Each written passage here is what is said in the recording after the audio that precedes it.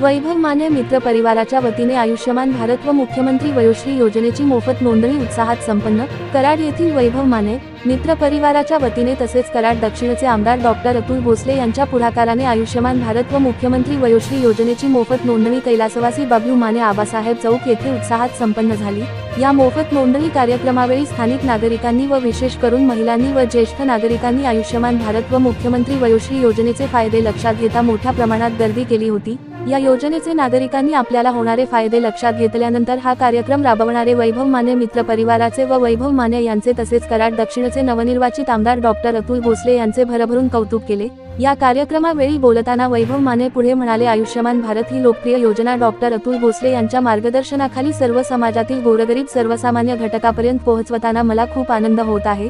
तसेच या पुढच्या काळामध्ये भारत सरकारची आयुष्यमान भारत योजना असो किंवा महाराष्ट्र शासनाची लाडकी बहीण योजना असो तसेच नमो शेतकरी सन्मान योजना असो, अशा भारत सरकार व महाराष्ट्र शासनाच्या समाज हिताच्या विविध योजना तळागाळातील घटकांपर्यंत पोहोचवण्याचे काम वैभव माने मित्र परिवार सातत्याने करणार आहे।